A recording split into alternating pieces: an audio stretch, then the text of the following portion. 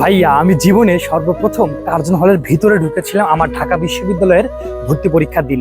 ঢাকা বিশ্ববিদ্যালয়ের ভর্তি পরীক্ষা আমাদের যখন হয় সেই 2022 সালে, তখন আমার সিট পড়ছিল এই কার্জন হলের একদম 2 তলাতে একটা অডিটোরিয়াম রুমে আমার একটা সিট পড়ছিল। ওইটা ছিল পুরোটা একটা স্টেডিয়ামের মতো, নিচের দিকে এরকম নিচু, আস্তে আস্তে এরকম উঁচু। তো ওই জায়গাটা যখন সিট পড়ছে, সিটে যখন আমি বসছি, বসার পর এই যে একটা ভয় কাজ করে যে আদৌ কি আমি চান্স পাবো কিনা, এতদিন ধরে পড়াশোনা করছি, আমার দ্বারা আদৌ পসিবল কিনা, এই যে একটা ভয়, এই মনের মধ্যে ভয়টা কাজ করতে থাকে। তার পরবর্তী সময় যখন প্রশ্ন যখন হাতে পেলাম, হাতে পাওয়ার পর কিছু কমন ছিল আর কিছু কমন ছিল না। আগে কমনগুলো দাগানোর চেষ্টা করলাম, তারপর যখন যেগুলো মোটামুটি মানে কনফিউশন ছিল ওগুলো দাগানোর পর আমার কাছে মনে হলো যে আমি আর দাগাবো না, কারণ শেষের দিকে গিয়ে ভুল হয় বেশি। তখন আমি এমসিকিউটা জমা দিয়ে 10 মিনিট আগে ম্যামকে রিকোয়েস্ট করে আমি রিটেন খাতাটা নিয়েছিলাম, এবং রিটার্নটা খুব সহজ করে এবং খুব মানে পুরোপুরি লিখতে পারছিলাম। যার ফলে আমার দেখা গেছে কি ঢাকা বিশ্ববিদ্যালয়ে আমার ওই ব্যাকআপটা আমার তৈরি হয়ে গেছিল রিটেনের ক্ষেত্রে, যে রিটেনের মানুষ নাম্বার কম পায়, বাট আমি রিটেনে কিন্তু নাম্বার পেয়েছিলাম মোটামুটি 2টা মিলিয়ে 22-এর মতো, সম্ভবত আমার এখন মনে নাই ঠিক 22-এর মতো আর কি।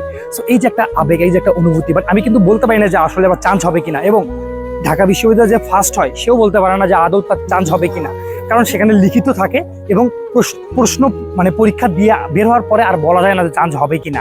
তো সেই জায়গা থেকে একটা আশঙ্কা কাজ করছিল, এবং রেজাল্টের দিকে যখন রেজাল্ট দিল, তখন আমি তো রেজাল্ট দেখে আমার হাত এভাবে কাঁপাকাঁপি করতেছিল যে আদৌ কি এটা আমার সিরিয়াল কিনা, 916 পজিশন এটা কি আদৌ আমার কিনা।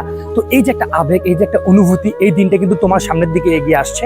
সো এই দিনের জন্য প্রিপেয়ার করো নিজেকে প্রস্তুত করো পরিশ্রমের মাধ্যমে, ভালো একটা গাইডলাইনের মাধ্যমে। আশা করি তুমি তোমার পরিশ্রম এবং ভালো একটা গাইডলাইনের মধ্য দিয়ে তুমি ইনশাল্লাহ ঢাকা বিশ্ববিদ্যালয়ে চান্স পাবে, এবং তোমার যে স্বপ্নগুলো রয়েছে এবং তোমার বাবা মায়ের যে স্বপ্নগুলো রয়েছে সেই স্বপ্ন পূরণের প্রথম ধাপটা তুমি অর্জন করবে। বিশ্বাস রাখো হৃদয়ে, দেখা হবে বিজয়।